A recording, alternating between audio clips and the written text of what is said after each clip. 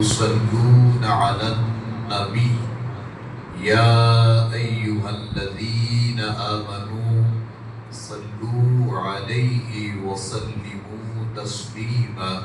محبت سے درود و سلام پڑھیے. اللهم صل على محمد وعلى آل محمد كما صليت على إبراهيم وعلى آل إبراهيم إنك حميد مجيد. اللهم بارك على محمد وعلى آل محمد كما باركت على إبراهيم وعلى آل إبراهيم إنك حميد مجيد.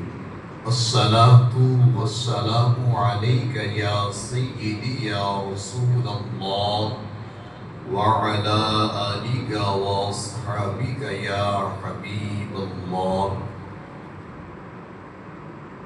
بغیر مرکز و محور زمین کچھ بھی نہیں.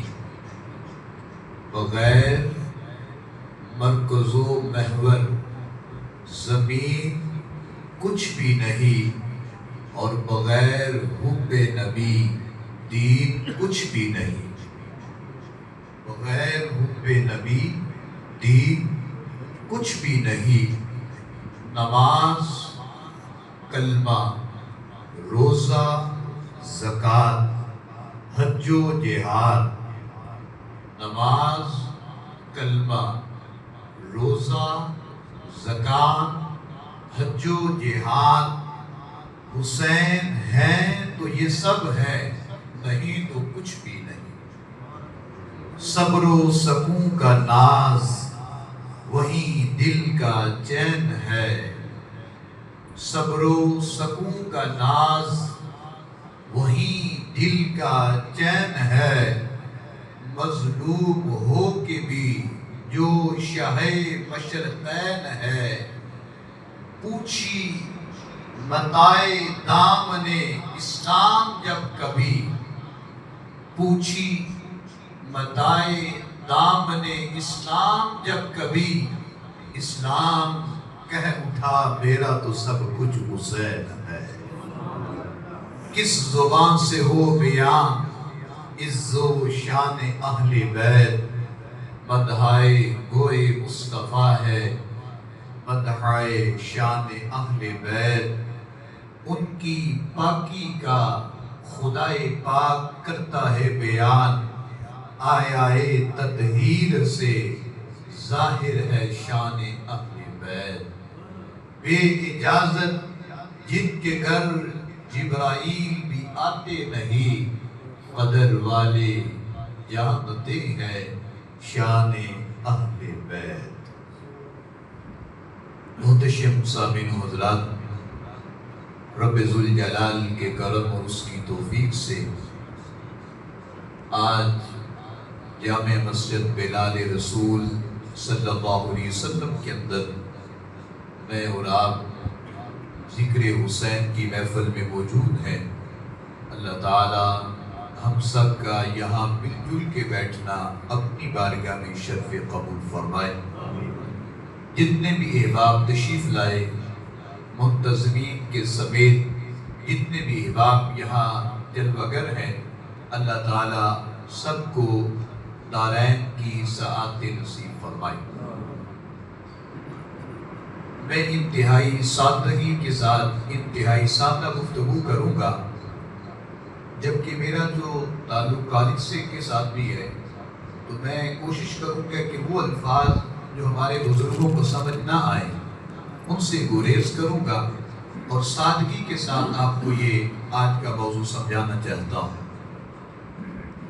آج اس موقع پر 10 محرم الحرام کے دن ہے، اور جمعۃ المبارک کا یہ جمعہ جو دن تھا یہ گزر چکا ہے. اور جمعۃ المبارک کے عظیم لمحات میں جمعہ کی نماز کے بعد عصر کی نماز سے پہلے کربلا معلیٰ کے اندر شہادتیں ہو چکی تھی. آج وہ دن بھی جمعہ کا ہے، اور 10 محرم الحرام بھی ہے. یہ جو رات کی تاریکی چھائی ہے، اس تاریکی کے اندر قافلہ کس طرح دربار یزید میں پہنچ رہا ہے اور کوفے کے بازاروں کے اندر کس طرح گھمایا جا رہا ہے، یہ سارا نقشہ آپ کے سامنے میں رکھوں گا. اور ہم کوشش کریں گے کہ نماز سے پہلے نماز کے دورانیہ میں ہم انشاءاللہ اپنی بات کو مکمل کر سکیں. قرآن مجید برہان رشید کی جو آیہ مبارکہ آپ کے سامنے میں نے تلاوت کی، رب ذوالجلال نے ارشاد فرمایا قُلْ لَا أَسْأَلُكُمْ عَلَيْهِ أَجْرًا إِلَّا الْمَوَدَّةَ فِي الْقُرْبَى. یہ جو آیہ مبارکہ ہے، اس کا شان نزول کیا ہے؟ اس کے بارے میں حضرت عبداللہ بن عباس وہ صحابی رسول ہے جنہوں نے قرآن پاک کی سب سے پہلے تفسیر لکھی ہے. آج تک قرآن کے جتنے بھی مفسر پیدا ہوئے ہیں، آج تک شروع دن سے لے کے آج تک قرآن کے اوپر تفسیر لکھنے والے جتنے بھی مفسر موجود ہیں، سب سے پہلے جنہوں نے قرآن کی تفسیر لکھی ان کا نام حضرت عبداللہ بن عباس ہے. حضرت عبداللہ بن عباس ہوتے جائیے، آپ کو یاد بھی ہو جائے گا. میرا وہ طریقہ کار نہیں ہے کہ میں صرف اکیلے بولتا رہوں تو بعد میں آپ باہر جا کے یہ ہو بڑا مزہ آیا محفل میں، بات کیا ہوئی پتہ نہیں کیا ہوا، شعر بڑا کمال کا تھا. نہیں، بات وہ ہو جو ہمیں یاد ہو جائے، اور ہم اپنی گفتگو کو جب یاد کر لیں گے تو ہم الاعلان کہیں گے کہ ہمارا دین سچا ہے، دین حق پر ہے. عبداللہ بن عباس قرآن کے سب سے پہلے مفسر ہے. اور جانتے ہیں کہ آپ کی قبر مبارک کہاں پہ ہے؟ یہاں کچھ حاجی صاحبان بیٹھے ہوں گے. آپ نے ایک اگر سفر کیا ہو طائف کا، آپ میں سے کوئی اگر عمرہ شریف پہ گیا ہے یا حج پہ گیا ہے، انہوں نے ایک جو عمرہ کیا ہوگا شاید طائف کا کیا ہو. اگر آپ میں سے کوئی ساتھی جا رہا ہے تو میں آپ کو بتا رہا ہوں، صبح نماز فجر پڑھ کے حرم سے جب باہر نکلیں گے تو آدمی آپ کو کہے گا زیارہ زیارہ زیارہ. آپ اسے کاٹ لے لیں اور وہ 40 ریال دے گا، طائف کی زیارتیں کروا کے لائے گا. ساتھیو، وہ طائف جہاں میرے مصطفیٰ کو پتھر مارے گئے، وہ طائف جہاں پر آپ کو بڑے سخت امتحانات سے گزرنا پڑا، اسی طائف کی وادی سے جب گزریں گے تو وہاں ایک قبر آتی ہے حضرت عبداللہ بن عباس کی. قرآن کے سب سے پہلے مفسر کی قبر کہاں پہ ہے؟ بولیے کہاں پہ ہے؟ طائف شریف کے اندر ہے. جب بھی آپ جائیں وہاں پر حاضری دے کے آئیں. الحمدللہ پچھلے سال ڈاکٹر صاحب یہی 10 محرم الحرام کا وقت تھا. آج بھی میرے فجر کی نماز سے مسلسل پروگرام ہے اور یہ آپ کی مسجد میں جہاں بیٹھا ہوں. پچھلے سال 10 محرم کا پروگرام آخری پڑھ کے تو میری رات کو فلائٹ تھی اور میں نے شریفین کی زیارت کے لیے چلا گیا تھا. یہ پچھلے سال میں گیا تھا. اب بات آگے لے کے بڑھتے ہیں. حضرت عبداللہ بن عباس فرماتے ہیں کہ میں نے رسول اللہ صلی اللہ علیہ وسلم کی بارگاہ کے اندر بیٹھا تھا. سرکار دو عالم صلی اللہ علیہ وسلم مکہ سے مدینہ ہجرت فرمائی. اور کتنے لوگ سرکار کے ساتھ ہجرت پہ آئے تھے؟ 125 کے قریب. 125 بس کتنے افراد جو مکہ سے مدینہ آئے تھے. ان افراد کو میرے نبی علیہ السلام نے ایک دوسرے کا ہاتھ دیا، فرمایا تم اس کے بھائی ہو، تم اس کے بھائی ہو. جب سرکار دو عالم صلی اللہ علیہ وسلم مدینہ پاک میں جلوہ گر ہوئے تو میرے نبی کریم علیہ السلام جب آئے تو آپ کی ازواج مطہرات کے لیے حجرے بن گئے. اب انصاری صحابہ جتنے بھی تھے انہوں نے دیکھا کہ سرکار دو عالم صلی اللہ علیہ وسلم کا جو گھر کا خرچہ ہے وہ کون اٹھائے گا؟ گھر کے معاملات کیسے چلیں گے؟ جیسے ایک بندے کو فکر ہوتی ہے کہ گھر کے معاملات کیسے چلانے ہیں، انہوں نے دیکھا کہ نبی علیہ السلام تو ہمارے پاس بیٹھے رہتے ہیں، تو گھر کا خرچہ کون اٹھائے گا؟ جب انہوں نے آپس میں مشورہ کیا تو میرے نبی علیہ السلام کی بارگاہ میں بہت سا مال لے کے حاضر ہوئے۔ کسی نے جو بھیجے، کسی نے کھجوریں بھیجی، کوئی کسی طرح کا سامان بھیج رہا ہے۔ مسجد نبوی شریف کے پاس ایک بہت سا ڈھیر لگ گیا۔ جب وہ ڈھیر لگا تو میرے نبی کریم علیہ السلام نے اس مال کو دیکھا، صحابہ سے پوچھا ما ہذہ، یہ کیا ہے؟ تو سب نے عرض کیا کملی والے یہ تھوڑا سا نذرانہ ہے، آپ اس کو قبول فرمائیں۔ فرمایا وہ کیوں؟ عرض کیا کملی والے دیکھیں، آپ نے ہمارے لیے مکہ چھوڑا، مدینہ آئے، آپ نے ہمارے لیے اتنے سفر کیے اور قرآن آپ سے ملا، رحمان کا رستہ آپ سے ملا ہے، اب ہم چاہتے ہیں کہ اس کا کوئی معاوضہ آپ کو دیا جائے۔ میرے نبی کریم علیہ السلام نے فرمایا لوگوں سنو، میں نے تو مکہ میں برملا اعلان کیا تھا کہ رب ایک ہے، خدا کے علاوہ کوئی دوسرا خدا نہیں ہے۔ لوگوں نے مجھے خریدنا چاہا تھا، انہوں نے جناب ابو طالب سے کہا تھا کہ محمد سے کہو کہ ہمارے ساتھ ڈیل کر لے، یہ قرآن کا میں حوالہ دیتا جاؤں گا۔ انہوں نے کہا کہ محمد سے کہیں کہ ہمارے ساتھ ایک سمجھوتا کر لیں، اگر تو مال چاہیے تو ہم مال دینے کے لیے تیار ہے۔ تو میرے نبی علیہ السلام نے کیا فرمایا؟ اگر میرے ایک ہاتھ پہ تم سورج رکھ دو، دوسرے ہاتھ پہ چاند رکھ دو، رب کعبہ کی قسم میں حق کا اعلان پھر بھی کرتا رہوں گا۔ جب یہ اعلان ان کو سنایا پھر انہوں نے اگلی ڈیل کیا کی؟ کہتے ہیں ایسا کرو کہ ایک سال آپ ہمارے خداؤں کی یعنی بتوں کی پوجا کر لیں اور ایک سال ہم آپ کے خدا کی عبادت کر لیتے ہیں۔ تو میرے نبی علیہ السلام کی طرف وحی آئی، حبیب آپ ان کو للکار کے کہیں قل یا ایھا الکافرون، او کافرو لا اعبد ما تعبدون، جن خداؤں کی ہم عبادت کرتے ہیں تم ان کی عبادت نہیں کرو گے، اور جن کی تم عبادت کرتے ہو ہم اس کی عبادت نہیں کریں گے۔ لکم دینکم ولی دین، تمہارا دین تمہارے ساتھ، ہمارا دین ہمارے ساتھ ہے۔ اب یہ میں موضوع کی بنیاد لے کے آپ کے سامنے چل رہا ہوں۔ جب صحابہ کرام نے وہ مال تو پیش کر دیا، لیکن مال سرکار کے سامنے پڑا ہے، آپ نے اس میں سے ایک رائی کا دانہ بھی نہیں اٹھایا، بلکہ اللہ کی طرف سے آنے والی وحی کا انتظار کیا تھا۔ اب رب کی طرف سے وحی کیا آتی ہے؟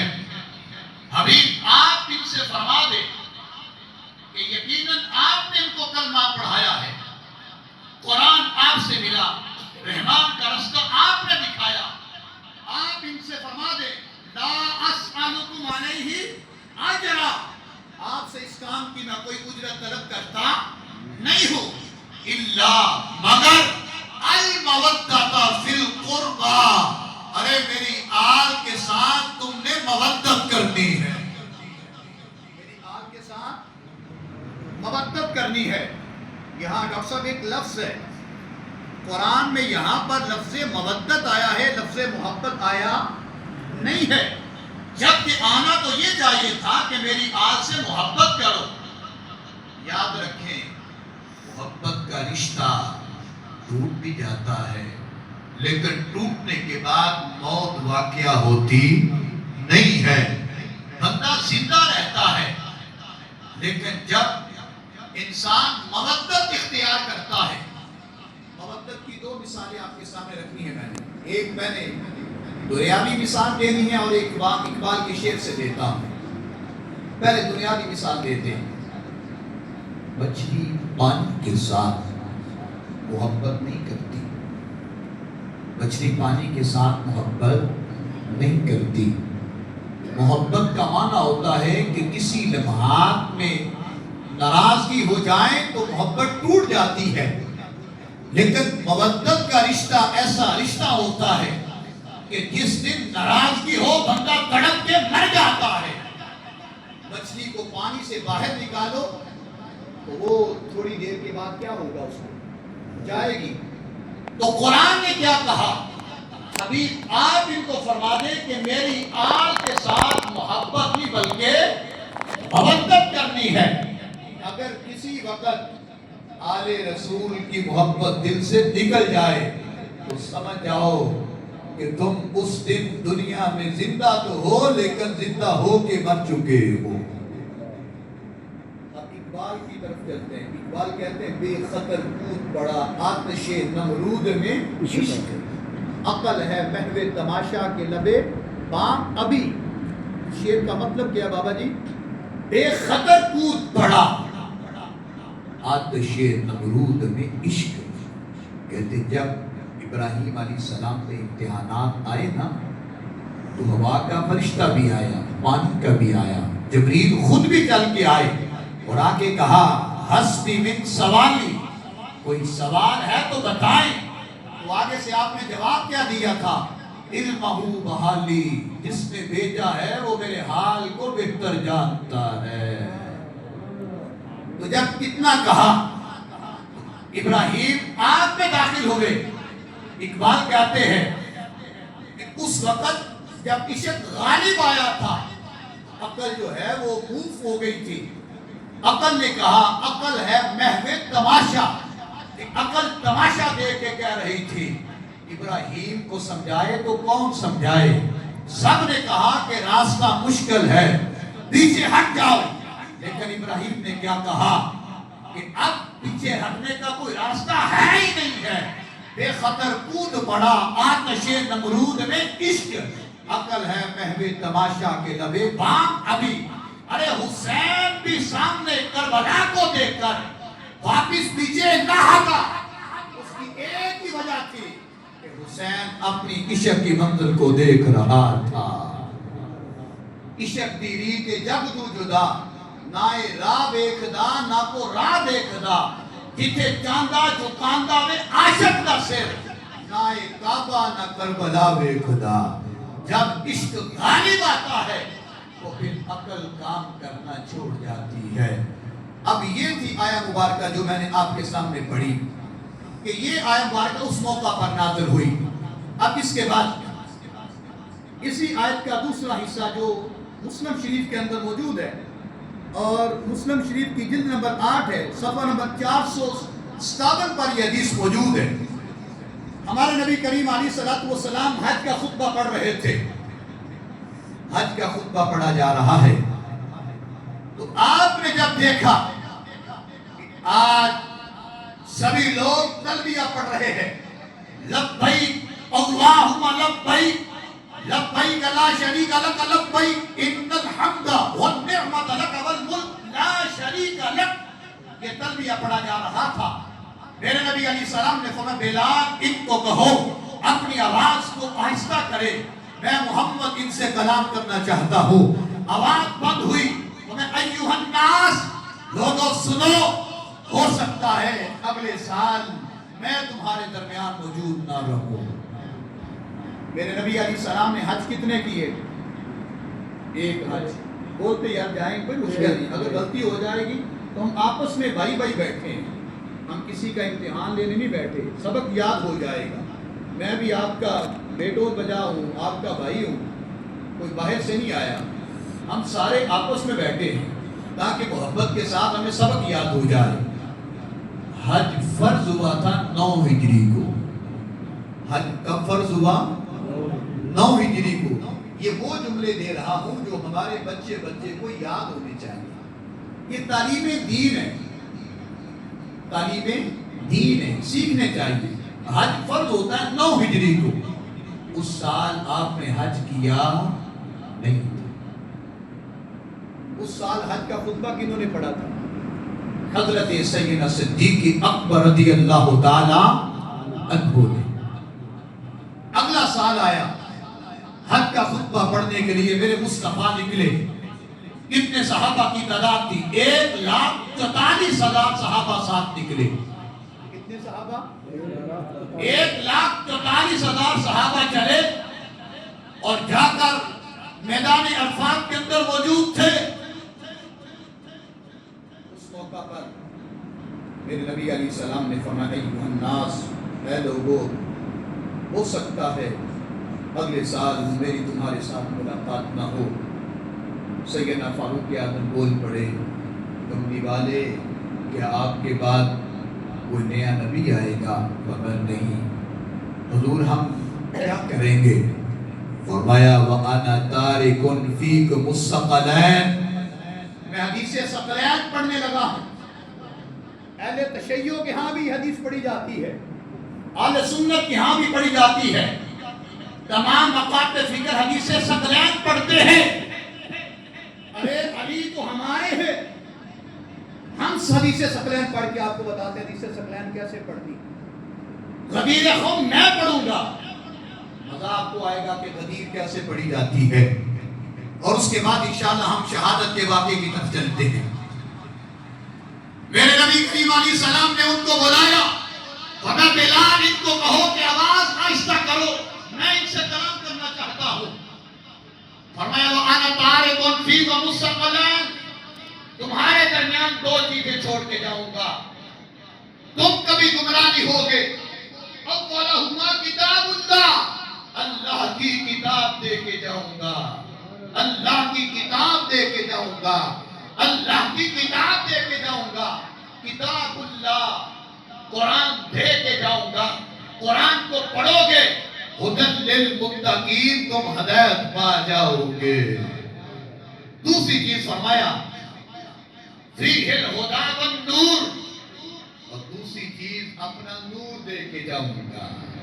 اب نور سے مراد میرے مصطفیٰ کی سنت بھی ہے، نور سے مراد یہ بھی ہے. اب جو میں پڑھنے لگا ہوں یہ حدیث ثقلین ہے.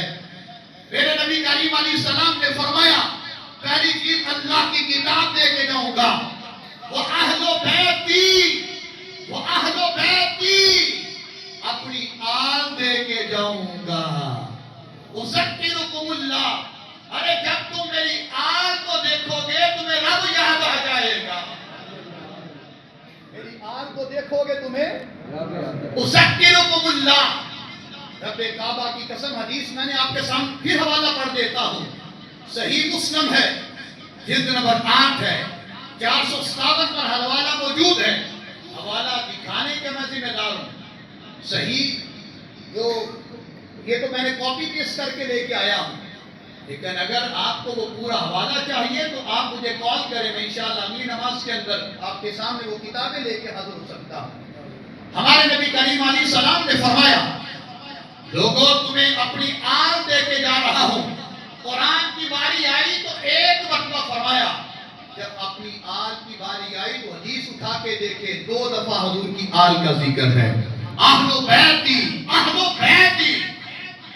اب اس وقت میرے نبی کریم علیہ السلام نے میدان عرفات کے اندر یہ اپنا خطبہ مکمل کیا نا، مولا علی گئے تھے یمن میں. اب باتیں یاد رکھنا یہ ساری. مولا علی گئے تھے کدھر؟ یمن کی طرف. جب آپ یمن سے واپس تشریف لائے تو پتہ چلا کہ کملی والے تو حج پہ گئے ہیں. انہوں نے بھی اپنے دوستوں کو ساتھ لیا اور یمن سے چلتے ہوئے مکہ شریف تشریف لے آئے. جب مکہ میں آئے حج ہو رہا تھا. ہمارے نبی کریم علیہ السلام نے دیکھا کہ لوگوں نے مولا علی کے بارے میں نازیبا جملہ بولے ہیں، علی کے بارے میں کوئی ایسے الفاظ بولے گئے ہیں جو شان علی کو کم کریں گے. آپ کو پتہ چلا تو آپ نے فرمایا لوگوں وہ اہل بیتی، میرے آل کو جو تم یاد کرو گے تمہیں رب یاد آئے گا. اتنا کہنے کے باوجود معاملہ ابھی سوال ٹھنڈا نہیں ہوا، معاملہ حل نہیں ہوا کہ بلا اگر لوگوں نے ابھی تک باتیں ختم نہیں کی. یہ بات میرے مصطفیٰ کے کان تک پہنچی.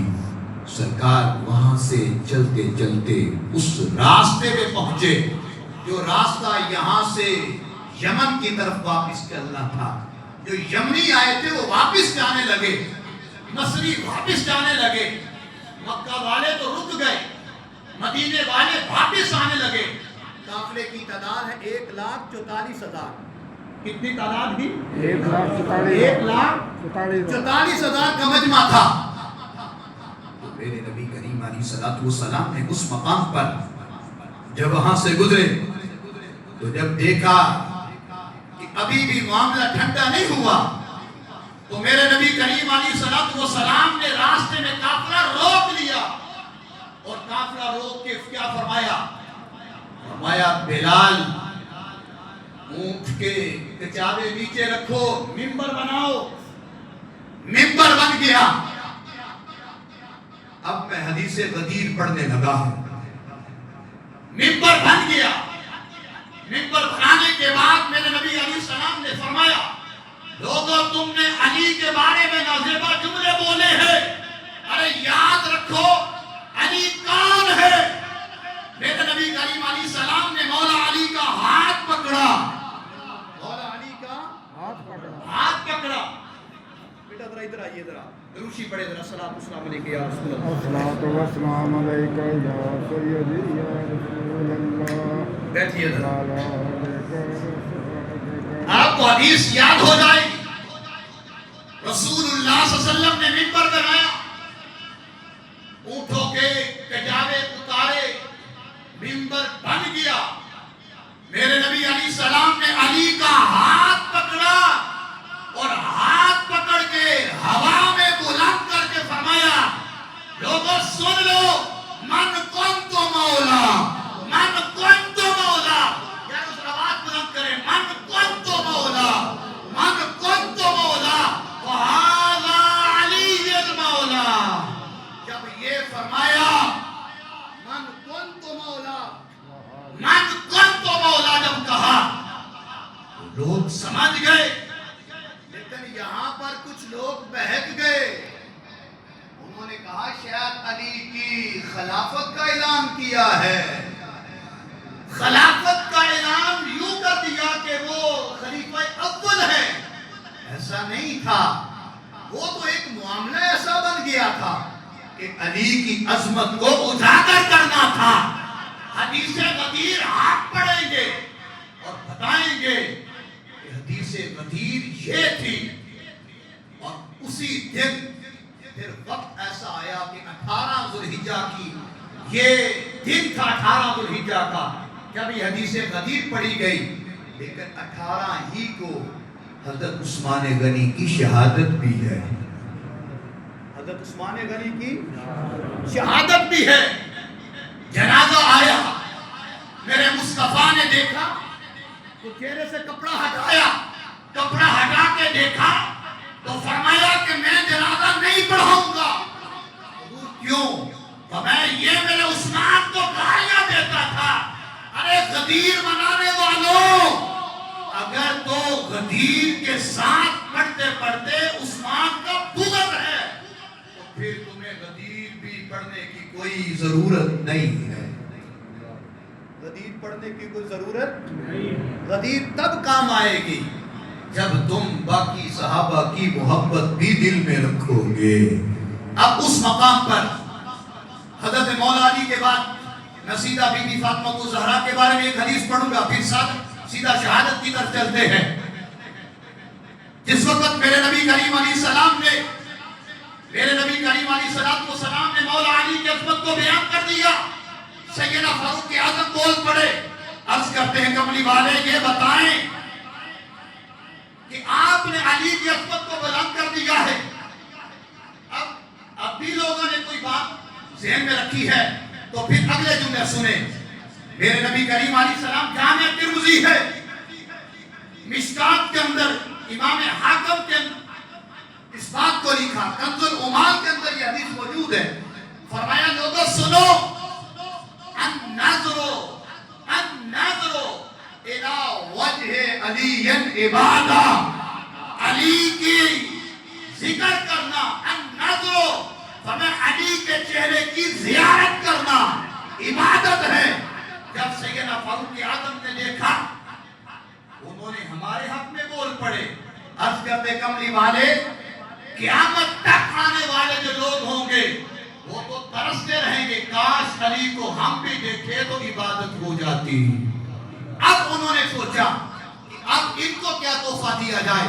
सैयदना फारूक आज़म के जवाब पर मेरे मुस्तफा ने फरमाया, वज़िक्र अली इबादा, अरे अली का जिक्र करना भी इबादत है। अली का जिक्र करना भी इबादत है। तो फिर वो आवाज़े बुलंद हम पढ़ते हैं, हैदर हैदर हैदर हैदर। ये हम हैदर की सदा बुलंद करेंगे, पता चलेगा कि हैदरी किस तरह हैदर का जिक्र बुलंद करते हैं। जरा आवाज़े बुलंद पढ़ते हैं, हैदर हैदर हैदर। साथियों, ये हैदर हैदर की सदा तब काम आएगी जब बाकी सहाबा की मोहब्बत भी दिल में मौजूद होगी। अब एक हदीस में और दस पढ़ के अब सीधा मैं शहादत की तरफ आना चाहता हूं। यह हदीस भी जामे तिर्मिज़ी के अंदर है, निसाई के अंदर भी है, इमाम तबरानी ने मौजम कबीर के अंदर और दीगर मुहद्दिसीन ने इस हदीस को लिखा। और हदीस की सनद हजरत हुज़ैफा से है। हजरत रज़ियल्लाहु ताला अन्हो, सहाबी का नाम आएगा तो अनहो कहेंगे, सहाबिया का आएगा तो अनहा कहेंगे। हजरत हुज़ैफा कहते हैं, मेरी वालिदा मेरी अम्मी जान ने मुझे कहा, ऐ बेटा हुज़ैफा, बड़े दिन हो गए हैं, मुस्तफ़ा की बारगाह में तुम गए नहीं, जाओ कमली वाले की जियारत करके आओ, उनकी जियारत कर लेना और मेरी बख्शिश की दुआ भी करवा के आना। हजरत हुज़ैफा कहते हैं, मैं घर से निकला, नमाज मगरिब सरकार के पीछे पढ़ी, मगरिब की नमाज हो गई, सरकार ने अवामीन पढ़ी, पढ़ते पढ़ते नमाज इशा भी पढ़ ली। इशा की नमाज पढ़ के सरकार अपने घर की तरफ चलने लगे। जब अपने घर की तरफ जाने लगे तो मेरे नबी करीम अलैहिस्सलातु वस्सलाम के पीछे पीछे हजरत हुज़ैफा थे। हजरत हुज़ैफा सरकार के पीछे पीछे है। मेरे मुस्तफा ने पीछे मुड़ के देखा नहीं था, बल्कि क्या फरमाया, चलते चलते आगे चल के फरमाया, हुज़ैफा है, पीछे मुड़ के देखा नहीं है, बल्कि फरमाया हुज़ैफा है, जी आका हुज़ैफा हूं। मैं अल्लाह तेरी और तेरी वालिदा की बख्शिश फरमाए, बताओ क्या लेने आए हो। मां ने घर से क्या कह के भेजा था, बेटा मेरे लिए बख्शिश की दुआ करवानी है। तो अब क्या हुआ, हजरत हुज़ैफा फरमाते हैं कि मेरे नबी अलैहिस्सलाम ने क्या फरमाया, ऐ हुज़ैफा, रब तेरी और तेरी वालिदा की बख्शिश फरमाए, आओ बताओ क्या लेने आए हो। अर्ज किया, कमली वाले, बिन मांगे मिला और इतना मिला कि दामन में हमारे समाया ही नहीं। कमली वाले, आपने वो दिया है जो मैंने अभी मांगा भी नहीं है। सरकार ने फरमाया, मेरे पास आज वो फरिश्ता आया है जो आज से पहले कभी नहीं आया। और मैं वो फरिश्ता आके मुझे क्या कहता है कि कमली वाले, आपको सलाम हो, आपकी बेटी फातिमा जन्नती औरतों की सरदार है और आपके नवासे हसन हुसैन शहजादे जो है ये जन्नती जवानों के सरदार है। जब ये बात हो गई, उनकी अज़मत को बुलंद कर दिया गया।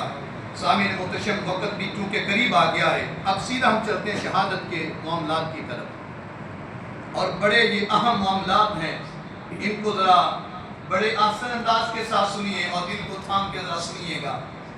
इसमें बड़े बड़े ऐसे नाजुक मामलात आएंगे कि आप हैरान हो जाएंगे कि वक्त किस तरह पलटा खाता रहा। 60 हिजरी हजरत सैयदना अमीर मुआविया रज़ियल्लाहु ताला अन्हु, लोग हजरत अमीर मुआविया को बुरा भला कहते हैं, کہ باپ نے بیٹے کو جانشین کیوں بنایا؟ تو وہ یزید کو لان تان کرتے کرتے حضرت امیر معاویہ کے اوپر بھی تبرہ کرتے ہیں۔ ان بدبختوں کو یہ نہیں پتا کہ صحابی رسول کے اوپر تان کرنا کتنا بڑا جرم ہے۔ اب ہوا یہ تھا کہ 60 ہجری ہے۔ اب لفظوں کو یاد رکھنا، ورنہ ترنم کے ساتھ آپ سنتے گئے تو شعر پڑھتے گئے تو آپ کو حالات و واقعات کی سمجھ نہیں آئی۔ 60 ہجری حضرت سیدنا امیر معاویہ رضی اللہ تعالی عنہ آپ بیمار ہوتے ہیں، غالباً آپ کو فالج کا اٹیک ہوا، تو آپ نے اپنے بیٹے یزید کو ایک خط دیا کہ یہ خط امام حسین تک دمشق، حضرت امیر معاویہ دمشق میں بیٹھے ہیں، تو دمشق سے لے کر مدینہ پاک کا سفر بڑا طول کا ہے، کہا کہ یہ خط ان تک پہنچا دیں اور ان سے عرض کریں کہ آپ جس کو چاہیں دمشق کے اندر اپنا خلیفہ مقرر فرما دیں۔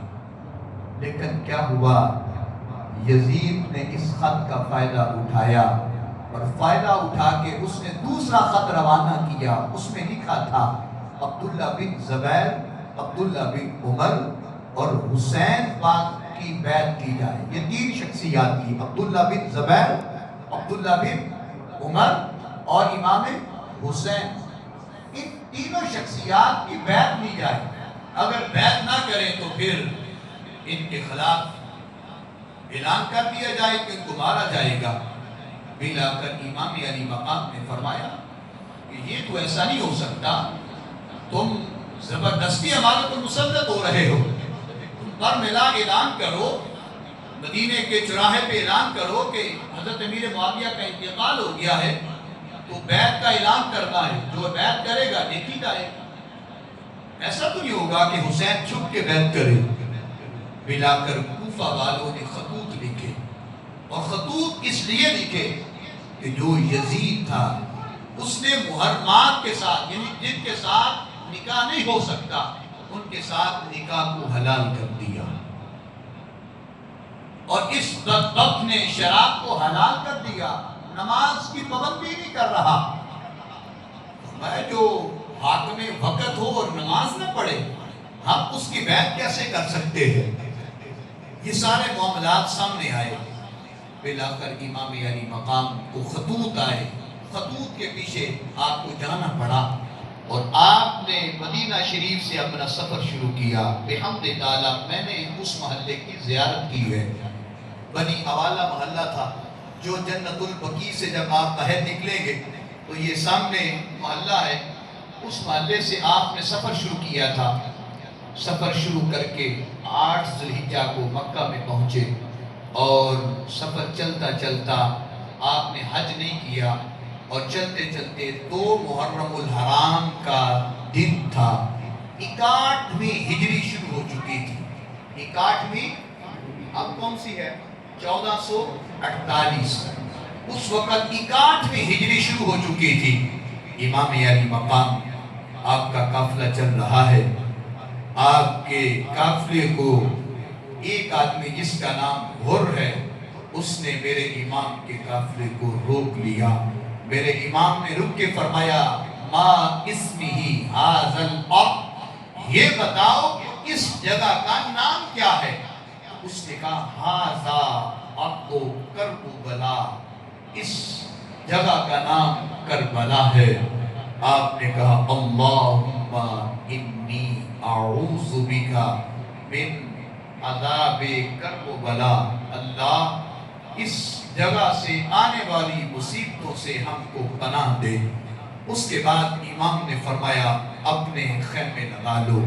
جب خیمے لگ گئے، امام علی مقام وہاں پر رک گئے۔ دن گزرتا رہا، 3 محرم بھی گزری، ملا کر 6 محرم گزری، 7 محرم جب گزری، 7 محرم کو پیچھے سے حکم آتا ہے حسینی قافلوں پر پابندی سخت کر دو، پانی کی بوند تک نہ پی سکیں۔ ہو سکتا ہے کہ پانی نہ ملے گا تو یہ پیاسے بھلکیں گے، تو کہیں گے ہم یزید بیعت کرتے ہیں۔ نادانوں کو کیا خبر کہ جن کے خاندان والے ایڑی رگڑے تو آب زمزم پیدا ہوتا ہے، وہ تیرے پانی کے کیا محتاج تھے۔ بلاخر امام علی مقام پر پانی کی بندش ہے اور یزیدیوں کی فوج بڑھتی بڑھتی یہ 30,000 فوجی آ گئے۔ کتنے فوجی؟ اب یہ دیکھیے کتنا ظلم ہے، اور حسینی سپاہیوں کی تعداد 140 یا 145 کے قریب سپاہی ہے، اور بلاخر 30,000 لوگوں نے میرے امام کو جب روک لیا اور امام علی مقام وقت گزرتا رہا، وہ وقت قریب آ گیا کہ 9 محرم الحرام کا دن گزر جاتا ہے، رات آتی ہے، تو میرے امام نے، یعنی جو کل کی رات گزری ہے، جمعرات کی رات، میرے امام نے ان کو فرمایا۔ یہاں پر لوگ کچھ یہ کہہ دیتے ہیں کہ امام نے مہلت مانگی ان سے، ہم کہتے نہیں، میرے امام نے ان کو 1 رات کی مہلت دی تھی کہ اب بھی بات آ جاؤ، اب بھی سمجھ جاؤ، مجھے پہچان جاؤ، لیکن ان بدبختوں نے کوئی کسر نہ چھوڑی۔ رات کی تاریکی کے اندر میرا امام اپنے خیموں میں پہنچتا ہے، اور خیموں میں جا کے بی بی زینب سے فرمایا، حالات کچھ بھی ہو سکتے ہیں، اگر جانا ہے تو بتاؤ، رات کی تاریکی میں آپ کو روانہ کر دیا جاتا ہے۔ انہوں نے کہا، حسین ایسا ہو سکتا ہے کہ میں نے بھی کبھی بھائیوں کو اکیلا چھوڑ کے گئی ہے۔ پھر میرا امام ان خیموں میں گیا جو آپ کے سپہ سالار دوست تھے، کہا دیکھو رات کی تاریکی ہے، جانا چاہتے ہو چلے جاؤ۔ تو سب نے کہا، اے حسین جینا تیرے ساتھ مرنا تیرے ساتھ۔ آپ نے فرمایا ارجعوا رؤوسکم، اپنے سروں کو اٹھاؤ۔ جب انہوں نے سروں کو اٹھایا، انہوں نے دیکھا کہ جنت کے اندر ان کو اپنے اپنے گھر نظر آئے ہیں۔ یہ امام کی کرامت تھی، اور ہر بندہ یہ کہہ رہا تھا، حسین کب دن تلود ہو اور ہم اپنی جان کو قربان کریں۔ بلاخر 10 محرم الحرام کا دن کا آغاز ہوتا ہے، شہزادہ علی اکبر اذان پڑھتا ہے۔ ان بدبختوں نے اپنی علیحدہ جماعتیں کروائی تھی، امام کے خیموں میں علیحدہ نمازیں ہوئی۔ 10 محرم الحرام کا دن ہے، میرے امام نے اذان دلوائی۔ اذان دینے کے بعد دوبارہ سے قرآن کی تلاوت، نماز پڑھی گئی، قرآن پڑھا گیا، اذکار پڑھے گئے۔ وقت چلتے چلتے وہ وقت قریب آ گیا کہ نماز جمعہ کا وقت آ گیا۔ یہ جو کربلا کا واقعہ ہے نا، یہ بہت لمبا نہیں پھیلا تھا، یہ صرف نماز جمعہ سے لے کے نماز عصر تک اس کام میں وینڈر ہو گیا، بہت زیادہ وقت نہیں لگا۔ نماز جمعہ بطور قصر نماز ظہر پڑھی گئی۔ میرے امام نے نماز پڑھنے کے بعد آپ کھڑے ہو گئے، کہا اتمام حجت کے لیے خطبہ پڑھنے لگا ہوں، لوگوں مجھے پہچانو، میں حسین ابن علی ہوں، میں وہی ہوں جس کے لیے مصطفیٰ نے جمعہ کا خطبہ ترک کر دیا، میں وہی ہوں جس کے کان میں میرے مصطفیٰ نے اذان پڑھی ہے، جس کے منہ کے اندر جو گھٹتی ہے، جو تحلیق ہے، گھٹتی ہے، وہ سرکار کے لعاب دہن کی ہے۔ آج حسین کو پہچان لو، ارے لوگوں میں جنت کے جوانوں کا سردار ہوں، لیکن کسی کے اوپر کوئی اثر نہیں ہوا۔ امام علی مقام خطبہ دینے کے بعد ان سے تو بالکل مایوس ہوئے۔ بلاخر ایک ایسا بندہ جس کا نام حر تھا، وہ آگے بڑھا، کہنے لگا امام مجھے معاف فرمائیے، میں ہی ہوں وہ جس کی وجہ سے آپ کو اس زمین پہ رکنا پڑا، امام مجھے معاف فرما دیں، اگر معاف کرتے ہیں تو میں آپ کے ساتھ آ جاتا ہوں۔ میرے امام نے ان کو معاف کیا۔ حر آگے نکلے، عرض کیا اے حسین میں چاہتا ہوں کہ سب سے پہلے آپ کی طرف سے میں شہید ہونا چاہتا ہوں۔ آپ نے اجازت دی اور آگے نکلا، شہید ہو گیا۔ اسی میدان کے اندر ایک ایسا آدمی جس کا نام وہاب بن کلبی ہے، ارے اس نوجوان کی شادی کو صرف 17 دن ہوئے ہیں۔ کتنے دن؟ یارو کوئی ہے ایسا دوست ہو سکتا ہے؟ یارو ابھی 17 دن گزرے ہیں شادی کو۔ وہاب بن کلبی کی والدہ کہتی ہے بیٹا تم یتیم ہو، مجھے پتا ہے میرا کوئی اور آسر نہیں ہے، لیکن یاد رکھے کل قیامت کے دن کہیں یہ نہ ہو کہ ہم سے یہ پوچھا جائے کہ حسین پہ مشکل وقت آیا تھا، آپ نے ان کا ساتھ ہی نہیں دیا۔ وہ وہاب بن کلبی آگے نکلے، شہید ہو گئے۔ ایک 11 سال کا بچہ بھی اس میدان میں شہید ہوتا ہے۔ اس کے بعد چلتے چلتے امام علی مقام کے خاندان کی باری آتی ہے۔ شہزادہ علی اکبر جن کی عمر تقریباً 18 سال کے قریب ہے، شہزادہ علی اکبر کو تیار کیا اور میدان میں بھیجا۔ لڑتے لڑتے شہید ہو کر لاشا خیمے میں پہنچ گیا۔ اس کے بعد شہزادہ قاسم کی باری آتی ہے۔ یہ جناب قاسم جو ہے یہ امام حسن کے بیٹے ہیں اور شبیہ مصطفیٰ بھی ہے، ان کی شکل میرے مصطفیٰ کے ساتھ ملتی تھی۔ یہ بھی آگے نکلے، تیار کیا، شہید ہوئے، خیمے میں واپس پہنچے۔ حضرت زینب آگے بڑھتی ہے، عرض کیا بھائی جان اونو محمد یہ 2 پھول لے کے آئی، ان کو قبول فرمائیں۔ وہ بھی شہید ہوئے۔ جب سب کی شہادتیں ہو جاتی ہے، خیمے سے ایک بچے کے رونے کی آواز ملتی ہے، اس کا نام علی اصغر ہے۔ علی اصغر ہے۔ امام علی مقام کو آواز ملتی ہے، شہربانو جو ایران کے بادشاہ کی بیٹی ہے، امام کے نکاح میں تھی، عرض کیا حسین کچھ نہیں آج تک مانگا، علی اصغر کے لیے ایک دفعہ یزیدیوں سے سوال تو کر لو، میرا امام کیوں گیا؟ صرف اس لیے گیا کہ کل کوئی یہ نہ کہہ دے کہ حسین ایک مرتبہ تم آ جاتے۔ میرا امام اتمام حجت کے لیے ان تک پہنچا اور جا کر کہا کہ میرے ننھے علی اصغر کو پانی کا ایک گھونٹ دے دو۔ ان بدبختوں پر سخت طاری ہوا اور ایک بدبخت ایسے آگے بڑھا، اس نے امام کے حالت پہ تیر چلایا۔ ماں کا بچہ یار کیا ہوتا ہے، حالت سے تیر باہر نکالا، پانی کا چلو بھرا، آسمان کی طرف پھینک کے کہا اللہ یہ تو ایک علی اصغر ہے، ہزاروں علی اصغر ہوتے تو میرے نام پہ قربان کر دیتا۔ میرا امام شہبانوں کو یہ تحفہ پیش کر دیتا ہے۔ جب دیکھا سب کی شہادتیں ہو گئی، امام زین العابدین آگے بڑھنے لگے، کہا بیٹا رک جاؤ، تم سے نسل حسینی چلے۔ میرا امام خود تیار ہوا، لباس منگوایا، ہمشیرہ کو سمجھایا کہ زینب دیکھو تم میری بہن ہو،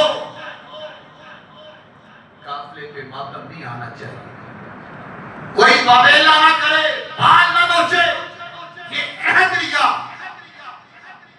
تو سیدہ زینب عرض کرتی ہیں بھائی جان سب کو تیار آپ نے کیا ہے، اب آپ جانے لگے ہیں تو آپ کو تیار میں کروں گی۔ سیدہ زینب نے تیاری کروائی اور میرا امام جب اپنے گھوڑے پر سوار ہونے لگا، سیدہ زینب نے رکاب پہ پاؤں نہیں رکھنے دیا بلکہ اپنے ہاتھوں پہ پاؤں رکھوا کے کہا کہ بھائی سوار ہو جاؤ۔ جب سواری کروائی میرا امام لڑتا رہا، لڑتے لڑتے وہ وقت آ جاتا ہے کہ نماز عصر کا وقت قریب آیا۔ میرے امام نے فرمایا کہ اس وقت جنگ روک دو، ارے بدبختو اللہ کے حضور جا رہا ہوں، آخری وقت کی نماز کو پڑھ لینے دو، آخری وقت کی نماز کو پڑھنے دو۔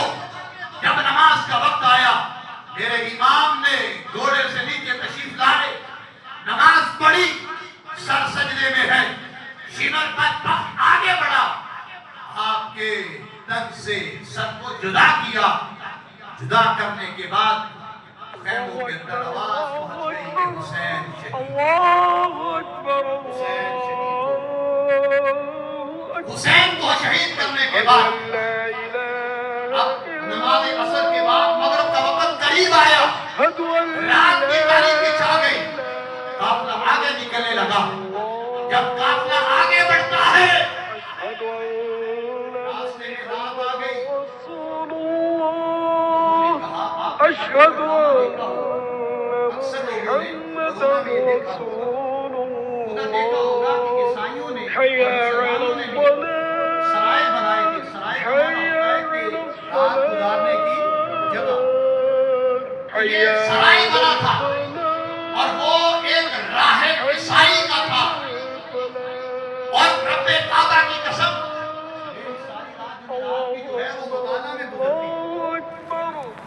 جمعے کی نماز کے بعد طبیعت خراب تھی، کافی دنوں سے جگاتا ہے، پروگرام پہ پروگرام ہو رہے ہیں، میں میڈیسن لے کے دوبارہ آیا، ابھی چائے بھی آپ سے ڈاکٹر صاحب سے آ کے پی، طبیعت بھی نہیں ٹھیک تھی، لیکن اس کے باوجود میں نے ایک بار بھی اپنی آواز میں محسوس نہیں کروایا کہ میں بیمار ہوں۔ ذکر حسین ہو تو پھر ساری بیماریاں بھول جاتی ہیں۔ رب کعبہ کی قسم یہ حدیث، یہ روایت میرے سامنے جب گزری رات کو کہ اس راہب کو پتا تھا، اس نے آسمانی کتابوں میں پڑھا تھا کہ شہزادہ حسین کو شہید کر کے لوگ یہاں سے گزریں گے، ان کا سر لے کے گزریں گے۔ اس بندے نے اپنی جمع پونجی جب جو بھی کماتا تو خوشبو خریدتا تھا۔ کیا خریدتا تھا؟ ابھی میں ادھر میں نے مغرب پڑھی ہے تو مجھے عود کی ہلکی ہلکی خوشبو آ رہی تھی، یہ سب سے کمال کی خوشبو عود ہے، تو اس نے تمام جتنے بھی خوشبوئیں تھی خریدتا رہا، اپنے جمع پونجی سے کپڑے نہیں لیے، خوشبو خریدتا رہا، خوشبوئیں خریدتا رہا۔ آج میرے امام کا قافلہ جب گزر رہا تھا، اس نے کہا رات رک جاؤ اور یہ بتاؤ کہ یہ سر کس کا ہے؟ انہوں نے کہا یہ ایک باغی کا ہے۔ لعنت ہے تیری سوچ پہ۔ یزیدیوں نے کہا کہ یہ ایک باغی کا سر ہے، امیر کے خلاف اس نے بغاوت کی ہے، ہم نے کچل دیا۔ کہا یہ تو بتاؤ کہ ہے کس کا؟ کہنے لگے حسین ابن علی کا سر ہے۔ بدبخت اس وقت اس نے سنا، اس نے تو اپنے سر کو پکڑ لیا کہ یہ کیا ہے؟ اس نے اسی وقت کہا کہ ایک رات میرے پاس رک جاؤ اور یہ سر مجھے دے دو۔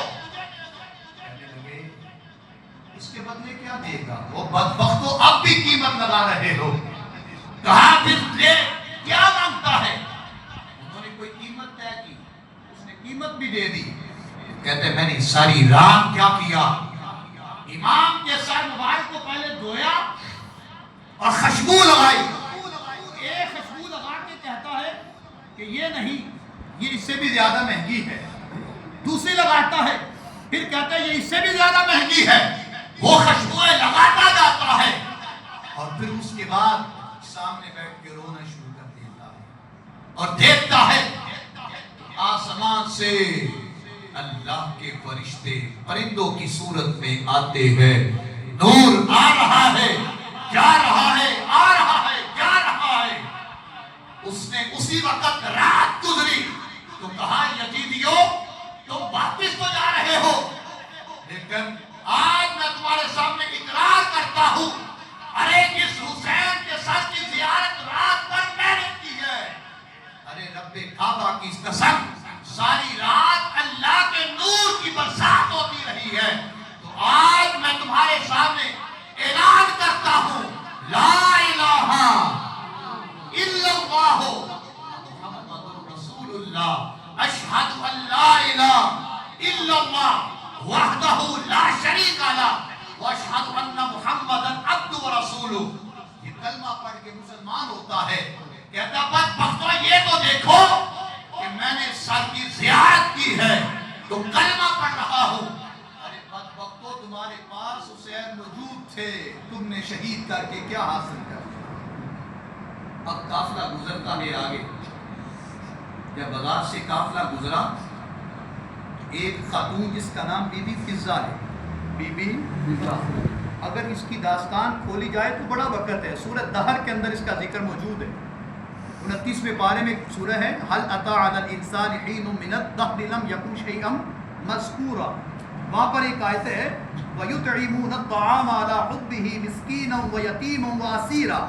اگر آپ کے گھر میں, الحمدللہ قرآن پاک سب کے گھر میں ہے, آپ سورہ دہر کی ان آیتوں کا مطالعہ فرما لیں, انشاءاللہ آپ کو واقعہ یہ بھی مل جائے گا. اس گھرانے کی ایک خاتون ہے جس کا نام بی بی فضہ ہے. بی بی, بس آخری لمحات میرے ساتھ ذرا میرا ساتھ دیتے جائیں. بی بی فضہ ہے. قافلہ گزر رہا تھا. اس خاتون نے کیا کیا کہ اس قافلے کو, جس کے سر پہ چادر نہیں تو اس کو چادر دی, جن کو پانی کی ضرورت ہے ان کو پانی پیش کیا. اب یہ پیچھے سے خدمت کرتی جا رہی تھی. سب سے آگے بی بی زینب کی سواری تھی, آگے حسین کا ساتھ تھا. جب یہ قافلہ گزر رہا تھا تو بی بی پانی پلاتی پلاتی, جس کا نام بی بی فضہ ہے, بوڑھی ہے, لاٹھی کے سہارے کھڑی ہے, وہ عین جا کر بی بی زینب کی سواری کے پاس رکتی ہے.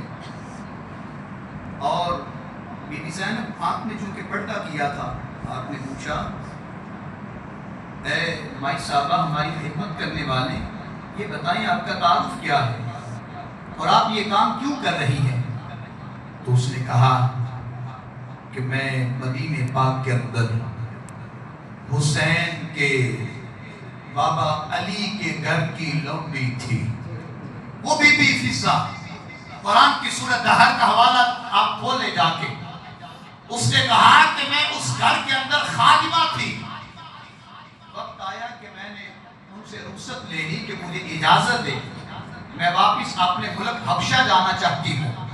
تو جب میں جانے لگی تو بی بی فاطمہ سے میں نے کہا کہ میری کوئی ڈیوٹی لگائیں, مجھے کوئی نصیحت کر دیں, نصیحت کر دیں مجھے. انہوں نے کہا جب بھی کوئی قافلہ گزرتا دیکھو تو ان کو پانی پلا دیں. ان کو یہ بی بی فاطمہ نے ویسے نہیں کہا تھا, کہا کہ قافلہ گزرے تو پانی پلا دینا. اس نے کہا ابھی بی بی زینب نے اپنا تعارف نہیں کروایا. کہا اچھا تو یہ بتاؤ کہ اس گھرانے کے اندر کن کن کو جانتی ہو؟ اس نے کہا کہ اس گھر میں 2 شہزادے تھے, ایک کا نام حسن اور ایک کا نام حسین تھا.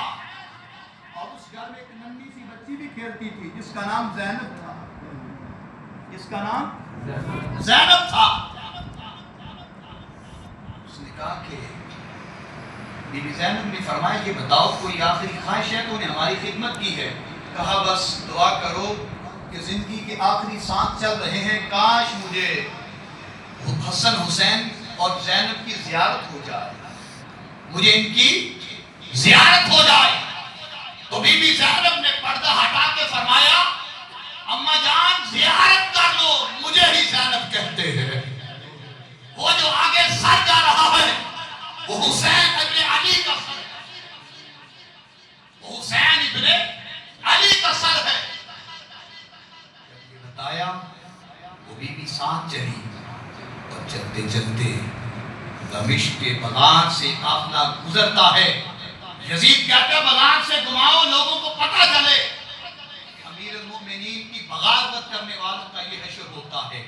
جب قافلہ گزر رہا تھا تو راستے میں کسی نے دیکھ کے کہا اصحاب کہف کا واقعہ بڑا انوکھا نرالا ہے. میرے امام کے ہاتھ ہلے تو قرآن کی تلاوت جاری ہوئی اور فرمایا سن, ارے اصحاب کہف کا واقعہ بڑا نرالا ہے, لیکن آج تک تو نے کوئی ایسا واقعہ دیکھا ہے کہ سر تن سے جدا ہو جائے لیکن پھر بھی قرآن کی تلاوت جاری رہے. بالآخر یزید کے دربار کے اندر یہ قافلہ پہنچ جاتا ہے. اور یزید جو ہے امام علی مقام کے دندان مبارک پر ضرب لگاتا ہے. اس کے ہاتھ میں چھڑی تھی. ٹھوکر مار کے کہتا ہے کاش میری بات مان لیتا، آج یہ حشر نہ دیکھتا. کرتے کرتے اس کی نظر ان عظیم خواتین کی طرف گئی. کہنے لگا یہ بتاؤ کہ اس خاتون کا نام کیا ہے؟ کہا اس کا نام زینب ہے، حسین کی ہمشیر ہے، علی کی بیٹی ہے. کہنے لگا اے زینب سن، ہم نے تیرے بھائی کو بڑا سمجھایا، اگر بیعت کر لیتا تو آج اس کا سب کچھ بچ جاتا. آج اس کا سب کچھ اجڑ گیا ہے. اتنے میں اذان کی آواز آتی ہے اشہد ان محمد رسول اللہ. لیکن زینب بول کے فرماتی ہے ارے بدبخت، اب بھی دیکھ کہ تیرے خیمے کے اندر میرے نانا کا نام گونجا ہے، تو پھر سن سب کچھ قربان کر کے بھی اگر حسین کا نام زندہ ہے، آل رسول کا نام زندہ ہے، تو پھر کہنا پڑے گا مٹ گئے مٹتے ہیں، مٹ جائیں گے اضافے میں، نہ مٹا ہے نہ مٹے گا اے حسین کبھی چرچا تیرا. تمہیں ابھی نماز ہوگی اور نماز کے اندر تم بھی پڑھو گے، سب پڑھیں گے اللہم صلی علی محمد وعلی محمد کما صلیت علی ابراہیم وعلی آل ابراہیم انک حمید مجید. ارے بدبخت تیری نماز مکمل تب ہوگی جب تم ہماری ذات پہ درود و سلام پڑھو گے. وَلَنَبْلُوَنَّكُمْ بِشَيْءٍ مِّنَ الْخَوْفِ وَالْجُوعِ وَنَقْصٍ مِّنَ الْأَمْوَالِ وَالْأَنفُسِ وَالثَّمَرَاتِ وَبَشِّرِ الصَّابِرِينَ. رب فرماتا ہے میں تمہاری آزمائش کروں گا، کسی کو مال سے، کسی کو اولاد سے، کسی کو پھل سے. ارے حسین تیرا تو ہر امتحان ایک وقت میں لیا، لیکن تو نے ایک مرتبہ بھی ڈگمگایا نہیں ہے. سوال یہ ہے اگر میرے مصطفیٰ کو پتا تھا، علی کو پتا تھا، حسن کو پتا تھا، تم کیا تو علی مشکل کشا اپنے بیٹے کی مشکل حل کیوں نہیں کروائی؟ ارے بدبختو ایک روایت دکھاؤ کہ جس میں میرے مصطفیٰ نے یہ کہا ہو اللہ میرے حسین کی مصیبت ڈال. ارے میرا نبی تو وہ ہے اشارہ کرے تو رب قبلہ بدل دیتا ہے. جدھر وہ نظر نہیں آتے ہم وہ رستہ چھوڑ دیتے ہیں. کعبہ بنتا ہے ریاض اس طرف، رخ اپنا جدھر کو وہ موڑ دیتے ہیں. وہ اشارہ کرے چاند کے دو ٹکڑے ہوتے ہیں، اشارہ کرے سورج واپس مڑتا ہے، اشارہ کرے تو آپ کے ہاتھ سے پانی جاری ہوتا ہے. کیا نبی دعا کرتے تو مصیبت ٹل نہ جاتی؟ ایک مرتبہ بھی نہیں کہا، بلکہ یہ کہا اللہ حسین کو ثابت قدم رکھنا. قتل حسین اصل میں مر گئے یزید ہے، اسلام زندہ ہوتا ہے ہر کربلا کے بعد.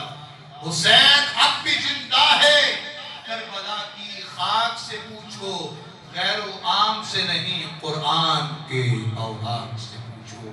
اللہ عمل کی توفیق